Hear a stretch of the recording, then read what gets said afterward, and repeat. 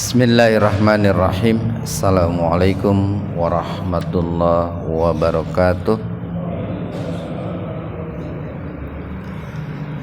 Innal hamdalillah nahmaduhu wa nasta'inuhu wa nastaghfiruh wa na'udzu billahi min syururi anfusina wa sayyiati a'malina. May yahdihillahu fahuwal muhtadi wa may yudlilhu falan tajida lahu waliyyan mursyida. Asyhadu an la ilaha illallah wahdahu la syarikalah wa asyhadu anna Muhammadan abduhu wa rasuluh, amma ba'd. Hadirin ikhwatu iman jemaah Majelis Ta'lim Illiyin, mudah-mudahan Allah subhanahu wa ta'ala senantiasa memberkahi hidup kita dan mengampuni dosa-dosa kita. Ikhwatu iman arsadakumullah, kajian hadis qudsi pada kesempatan ini membahas hadis qudsi nomor 14 dan 15, halaman 17 dan 18. Halaman 17, 18, hadis qudsi nomor 14 dan 15.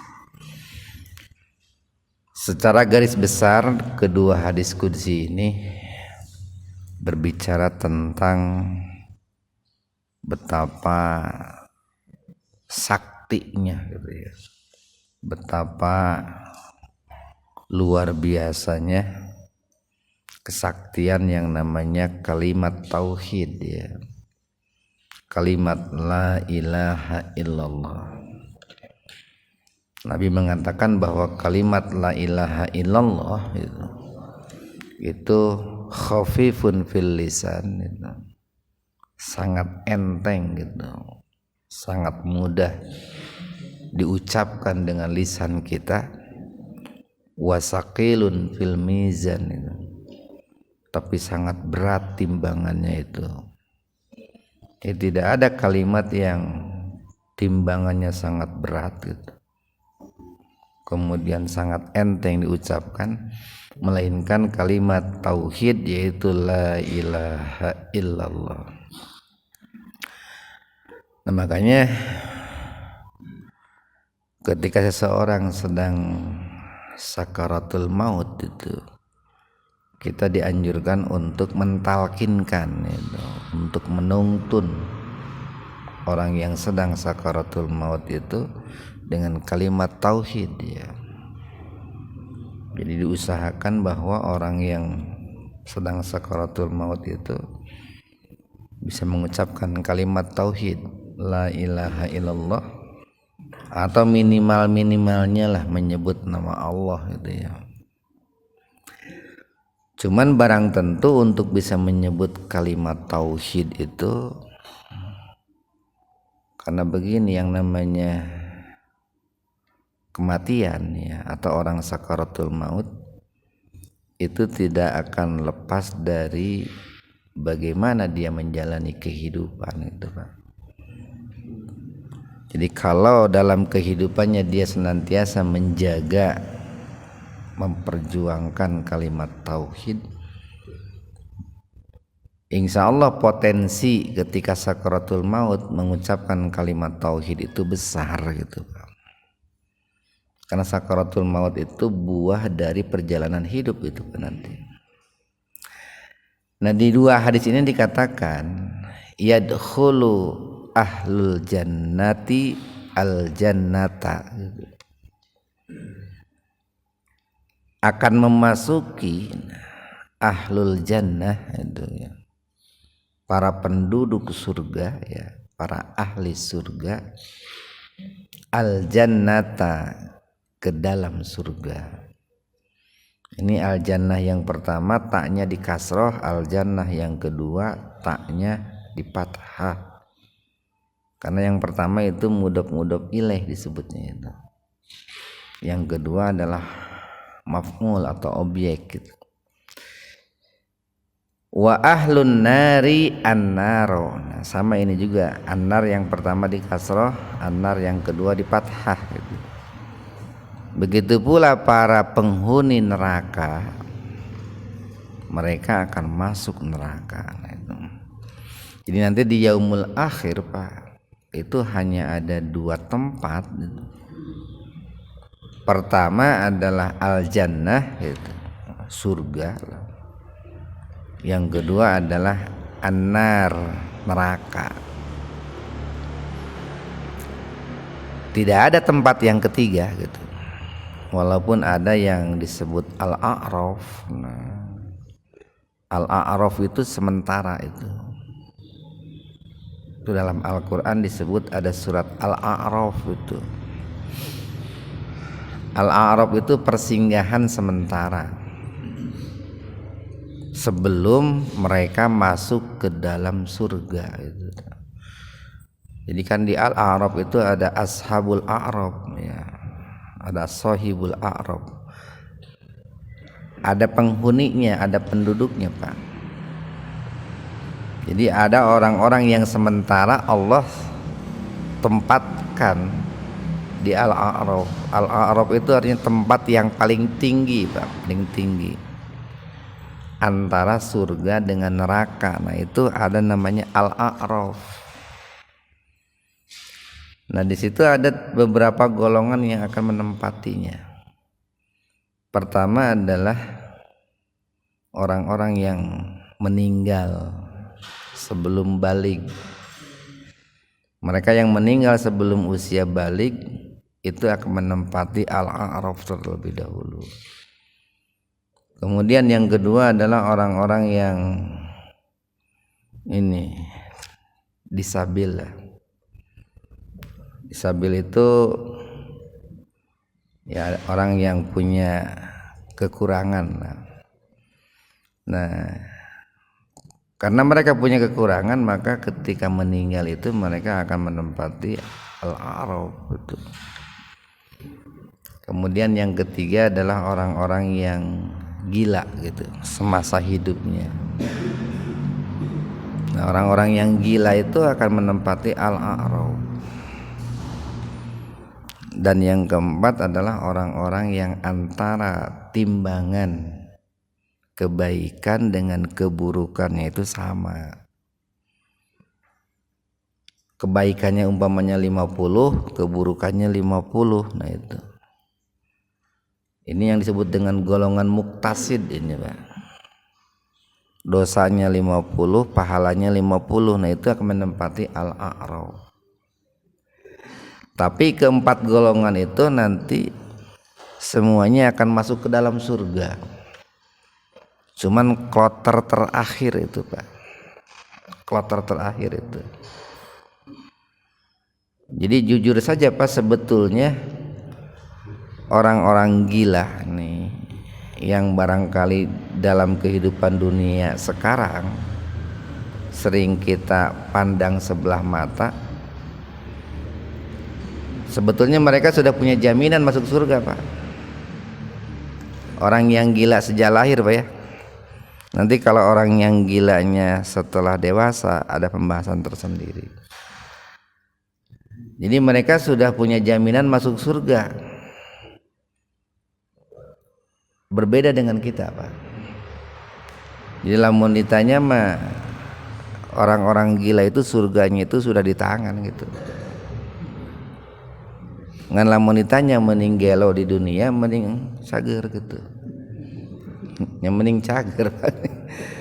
Ngan orang gila geus pugu bakal asup surga gitu, Pak. Walaupun tadi kloter terakhir, Pak. Mereka harus singgah dulu di Al-A'raf itu. Nah, jadi kalau sudah ashabul a'raf itu semuanya masuk ke dalam surga, hanya ada 2 tempat. Pertama surga, yang kedua neraka. Nah, setelah keduanya masuk, Pak, kedua golongan tadi masuk, summa kemudian, nah, yaqulu berkata atau berfirman, siapa Allah Ta'ala, Allah yang maha tinggi, Allah yang maha mulia. Apa isi firman-Nya itu? Ini firman Allah ini ditujukan kepada para malaikat, Pak. Para malaikat atau malaikat yang menjaga neraka. Malaikat apa itu Pak namanya? Yang menjaga neraka itu Jabaniyah. Apa isi firman Allah itu? Atau apa isi perintah Allah kepada malaikat penjaga neraka itu? Akhriju, nah keluarkanlah ini nikmat nih Pak, rahmat Allah bagi orang-orang yang masuk ke dalam neraka. Akhriju, keluarkanlah mereka minan nari, dari neraka. Siapa? Man, yaitu orang karena yang keadaannya fi qalbihi, di dalam hatinya, miskol seberat habbatin, biji min khardalin. Ada yang menafsirkan khardal itu sawi lah, biji sawi. Min iman, dari keimanan. Nah ini Pak, nikmat Allah nih. Jadi keluarkanlah wahai malaikat gitu, orang-orang yang di dalam hatinya masih ada keimanan gitu. Walaupun keimanannya itu hanya seberat biji sawi lah, walaupun keimanannya itu hanya kecil sekali gitu. Nah ini yang disebut dengan ini Pak, syafaat al-udma. Ini syafaat yang sangat besar yang Allah berikan kepada seluruh manusia yang di dalam hatinya masih ada keimanan, Pak. Walaupun keimanannya hanya seetik pisan. Sekalipun nih, kalau dia punya keimanan ya, sekalipun banyak kemaksiatan, itu akan ada syafaat yang sangat agung itu, Pak. Nah, maka disinilah pentingnya kita menjaga kalimat tauhid itu. Kita jangan sampai menodai, mengotori, apalagi sampai merusak, membatalkan kalimat tauhid. Kita sering sampaikan bahwa batalnya kalimat tauhid itu lebih berbahaya ketimbang batalnya sholat atau batalnya puasa. Itu batal sholat tinggal wudhu, ulang lagi. Batal puasa tinggal diqodho, Pak, kalau batalnya syar'i. Tapi kalau batal tauhid, wah ini berbahaya ini. Nah, cuman orang kan kadang kurang menyadari. Orang kadang lebih panik batal puasa, batal sholat ketimbang batal tauhid. Ya batal puasa harus juga kita merasa menyesal ya Pak. Tapi alangkah baiknya kalau batal tauhid itu lebih kita cemaskan, lebih kita takutkan. Payukhrajuna. Nah, kita lanjutkan nih. Payukhrajuna, kemudian mereka orang-orang yang masuk neraka sementara dalam hatinya masih ada keimanan, itu mereka dikeluarkan. Minha, maksudnya minan nari, dari dalam neraka. Dikeluarkan itu, Pak. Kemarin kan kita sudah sampaikan nih, Allah berikan kewenangan, Pak, kepada orang-orang yang beriman untuk memberikan syafaat kepada saudara-saudaranya yang beriman gitu. Jadi orang beriman satu sama lain itu akan saling memberikan syafaat. Ketika ada orang yang beriman yang berdosa masuk neraka, orang beriman itu akan protes, demo kepada Allah. Ya Allah, dulu orang itu adalah orang yang suka sholat bersama saya, saum bersama saya, haji bersama saya. kenapa dimasukkan ke dalam neraka? Nah, lalu Allah berikan izin orang tersebut untuk mengeluarkan saudaranya dari dalam neraka itu. Nah sekarang ini perintah Allah kepada malaikat, keluarkanlah orang yang ada dalam hatinya keimanan, walaupun keimanan itu sangat kecil gitu. Ya biji atom itu kan ukuran yang sangat kecil itu.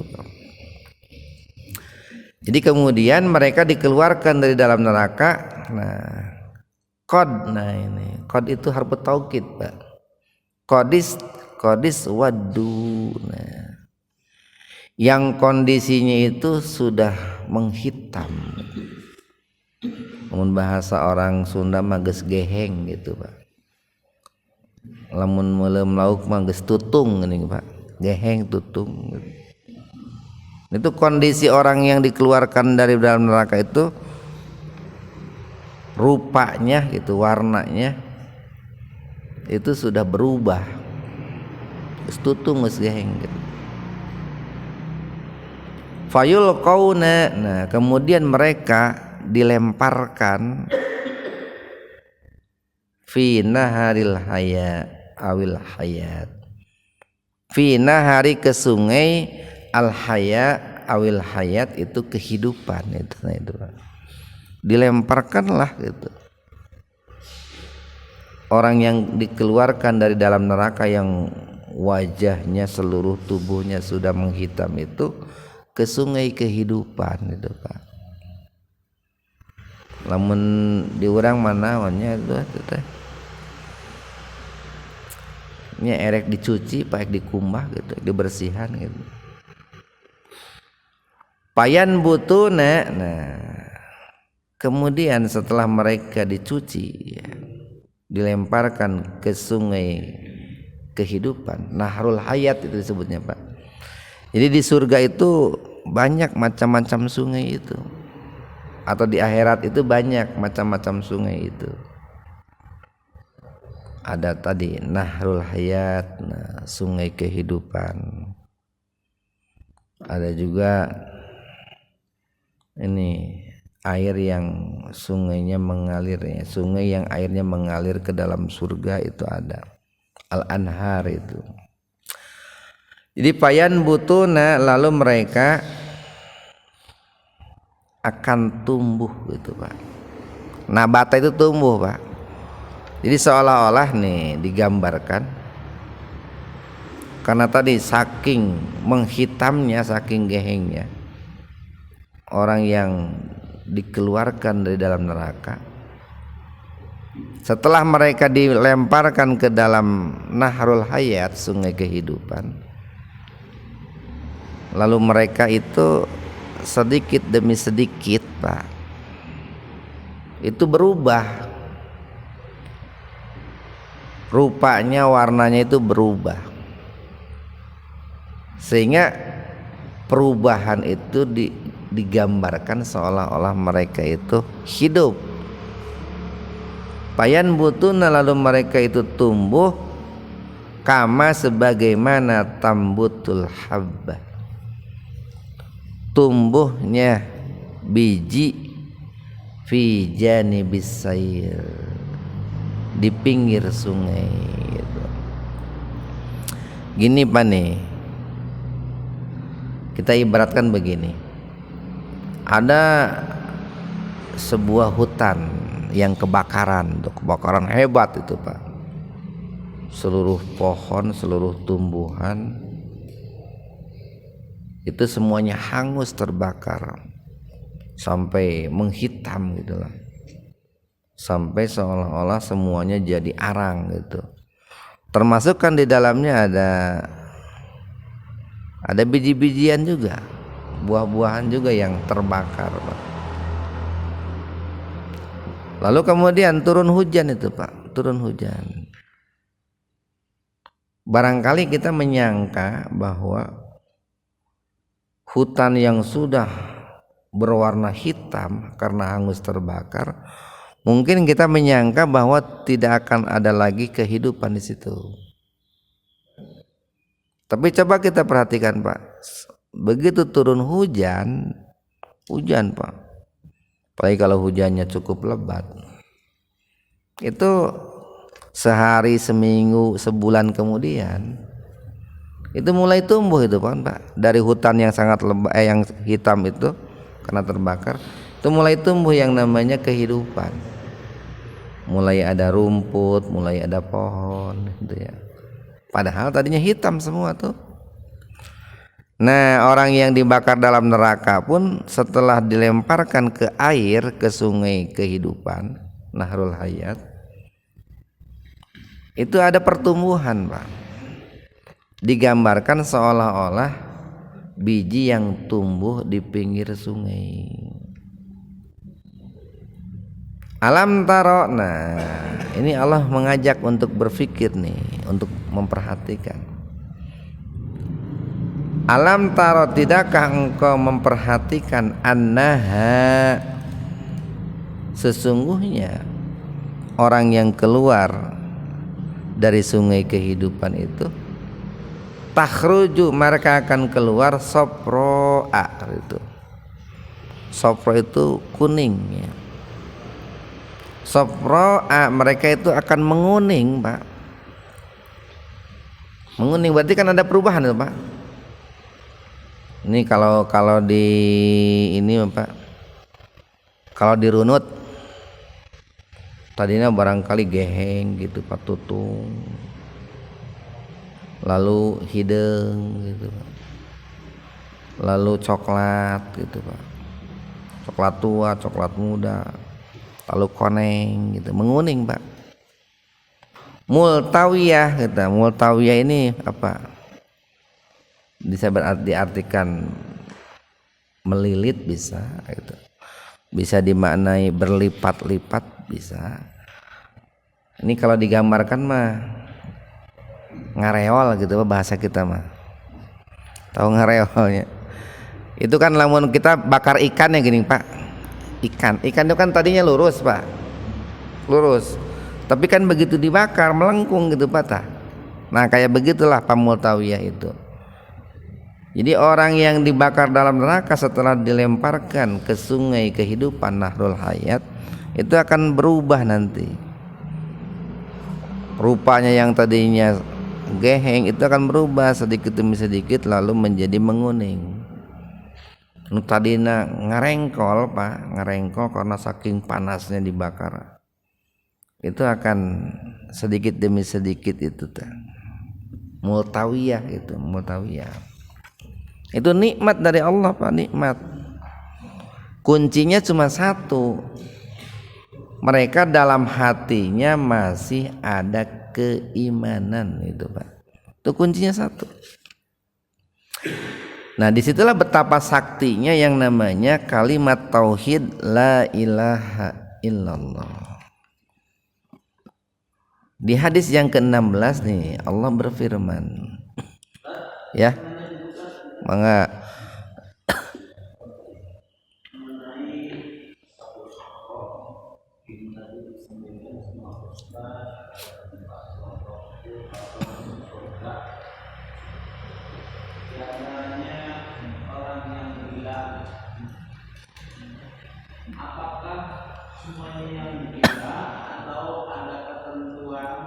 ya.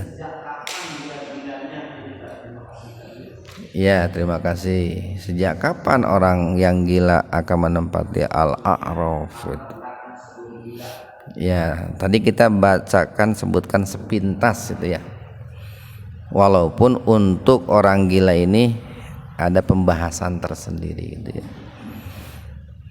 Jumhur ulama mengatakan bahwa orang gila yang akan menempati al-a'raf itu mereka adalah orang yang gilanya sejak lahir ya. Ataupun kalau seandainya gilanya itu setelah balik. Nah, setelah balik nih, sebelum gilanya itu antara dosa dan pahalanya seimbang.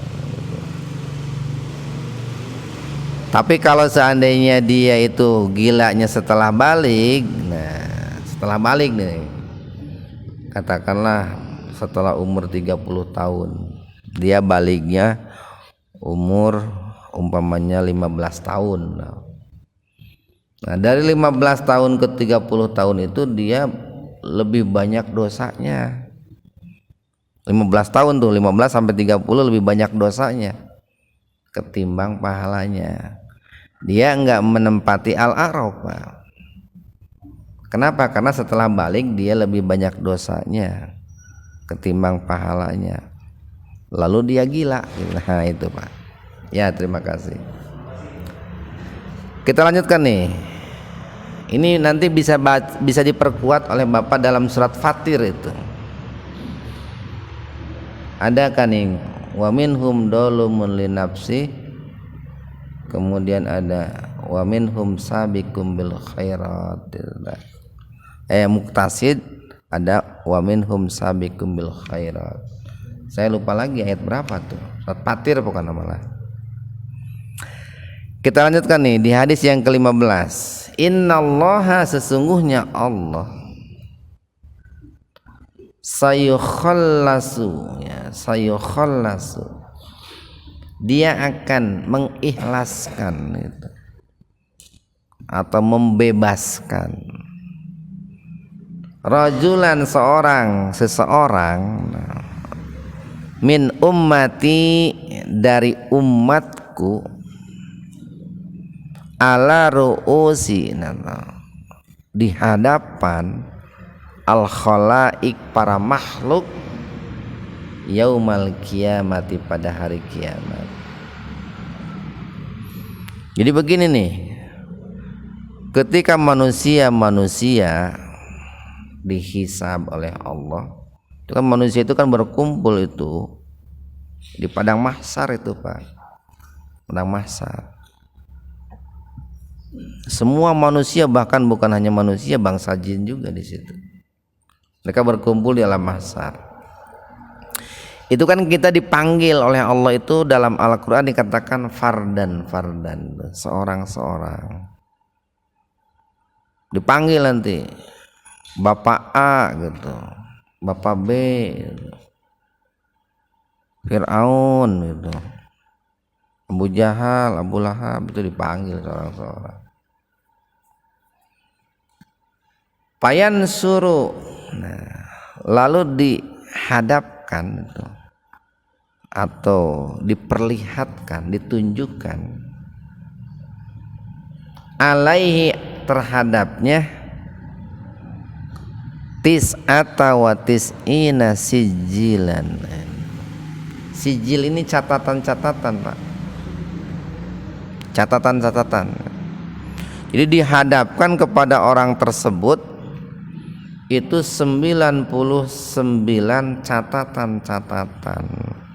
Nah itu, para ulama mengatakan nih, Pak, nih,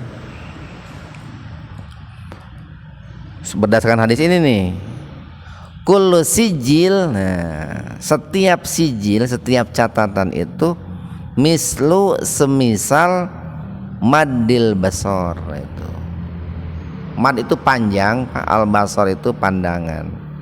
Maka bisa dimaknai maddil basor itu sejauh mata memandang gitu. Nah, sakumaha sejauh mata memandang itu. Ya, Bapak kalau mau coba naiklah ke Menara Masjid Muhajirin tuh. Lalu Bapak pandang ke arah timur ke sana tuh umpamanya. Kira-kira pandangan Bapak itu sampai kemana lah? Katingali tuh, Pak, Cijapati di Menara Muhajirin. Nyalamun di Cijapatina aya duit berketingali, Pak. Aya tumpukan duit ke sakarung ketingali. Kan biasanya lamun ningali duit sok hejo urang, Pak. Lamun jauh ka ciri gitu. Tapi mun ningali Quran sakieu geus ka ciri gitu. Buram, tapi lamun empat duit jelas keneh gitu. Jadi sejauh mata memandang itu, Pak, catatannya itu satu lembarnya itu, Pak. Satu sijil, satu lembarnya itu gedenya itu sejauh mata memandang gitu. Barengkeun ayat 99 nih, Pak. Ada 99 sijil, 99 catatan. Wah, eta kabayangnya 99 catatan, setiap catatan sejauh mata memandang gedenya itu. Berarti kan di situ banyak sekali catatan-catatan perbuatan kita itu, Pak. Tidak ada yang terlewatkan itu. Summa kemudian yaqulu. Nah, Allah berfirman, Allah bertanya kepada orang itu. Atungkiruna. Apakah engkau mengingkari min hada dari catatan-catatan ini syai'an sedikit pun gitu. Apakah ada sedikit saja gitu dari catatan-catatan ini yang engkau akan tolak gitu, yang engkau akan ingkari, yang engkau akan protes gitu. Nah, pemerintah kia, ya Allah, nah nu ieu masalah ya lain kia gitu tah. Apakah ada satu saja catatan dalam lembaran-lembaran itu yang akan engkau ingkari?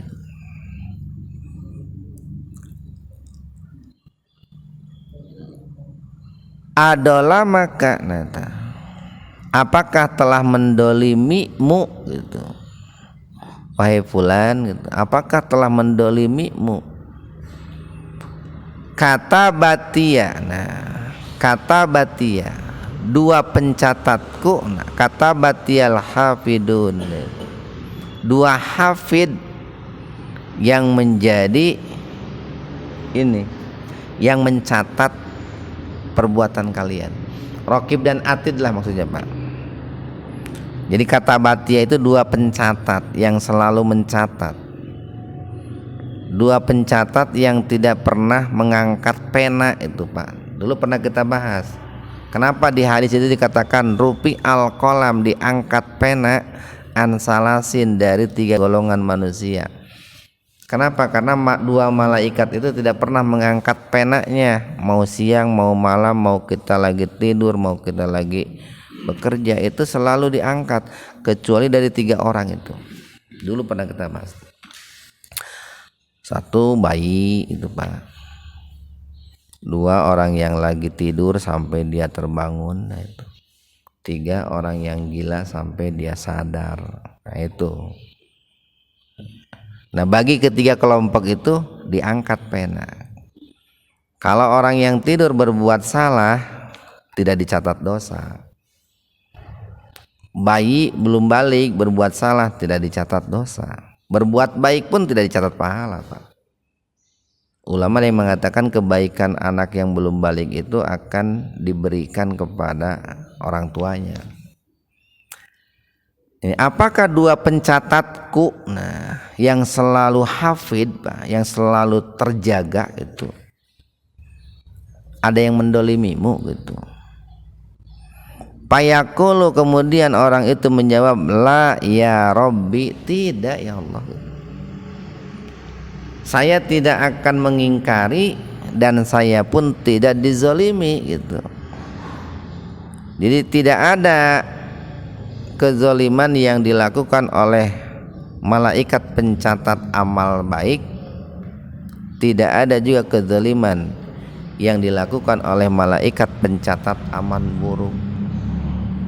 Jadi sugania lah malaikat pencatat amal soleh teh mau dituliskan lah 2 kali gitu tah moal gitu. Atau malaikat pencatat amal buruk lah rek ditambahan cenah. Dosana saeutik cenah moal gitu. Ya, tidak ada yang didolimi itu, Pak. Makanya karena tidak ada yang dizalimi, orang yang ditanya pun menjawab, la ya Rabbi, tidak ya Allah. Jadi mereka mengakui itu, Pak, mereka mengakui. Fayaqulu kemudian Allah bertanya lagi, afalaka udrun, apakah fa maka laka di sisimu atau milikmu udzur alasan gitu. Ini betapa adilnya Allah, Pak, betapa bijaknya Allah, betapa bahasa gaulnya mainnya, betapa demokrasinya Allah gitu, Pak. Lalu Allah nanya tuh, apakah engkau itu punya alasan gitu, punya argumen untuk membela dirimu gitu tuh. Akhirnya kan orang lamun diadili di dunia kadang teu diberi kesempatan untuk membela diri. Allah itu sangat bijaksana. Barangkali mereka punya alasan, punya udzur gitu. Nah, silahkan gitu. Kan begini Pak, orang yang berbuat salah itu terkadang mereka punya alasan kuat berbuat salah. Umpamanya begini, ada seseorang, kemarin saya baca di grup itu, ada seseorang umpamanya nih di GBI itu mencuri kotak amal masjid. Apakah dia berdosa? Belum tentu. Bisa jadi yang berdosa itu pengurus masjid itu Pak, bukan pencurinya. Meureun si pencuri teh geus teu dahar saminggu gitu Pak. Nah itu Pak. Sementara orang-orang yang ada di sekitarnya teu mere makan itu. Padahal dia tahu, mereka tahu bahwa dia udah nggak makan seminggu. Si pencurinya nggak berdosa Pak. Justru orang-orang yang tahu dia nggak makan lalu tidak memberi makan itu yang berdosa. Nah barangkali ada orang yang berbuat dosa di dunia itu alasannya syar'i Pak, alasannya kuat. Maka Allah nanya, apa engkau punya argumentasi, punya alasan untuk membela diri gitu. Fayaqulu, kemudian orang itu menjawab, la ya Rabbi, tidak wahai Allah gitu. Fayaqulu, kemudian Allah berfirman, bala, baiklah gitu.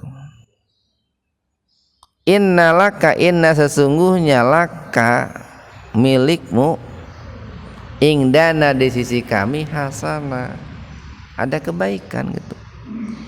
Sesungguhnya engkau itu di sisi kami itu memiliki kebaikan. Fa innahu, dan sesungguhnya engkau la dulma, tidak akan didolimi, alaika kepadamu, al yauma, pada hari ini. Coba bayangkan nih, betapa kagetnya gitu ya, betapa kagetnya orang yang dipertunjukkan, diperlihatkan kepada dirinya catatan-catatan keburukan Pak, catatan-catatan dosa yang tebalnya itu ada 99 halaman itu. 99 halaman Pak. Lalu setiap halaman itu gedenya, luasnya seluas mata memandang. Pokoknya mah beureum kabeh eta Pak. Catatan merah ya, catatan merah perjalanan hidup. Catatan merah gitu. Itu betapa putus asanya orang itu. Dia tidak punya harapan kalau dirinya itu bisa selamat atau bisa masuk ke dalam surga. Lalu tiba-tiba nih setelah terjadi dialog dengan Allah, ditanya oleh Allah, dia ditanya, apakah engkau didolimi oleh malaikat pencatat amal? Tidak.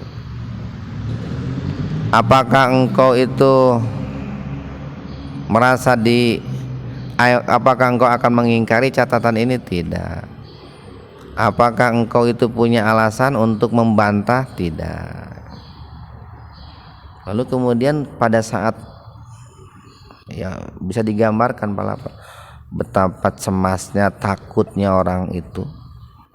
Kemudian Allah bertanya, sebetulnya engkau itu punya satu kebaikan katanya.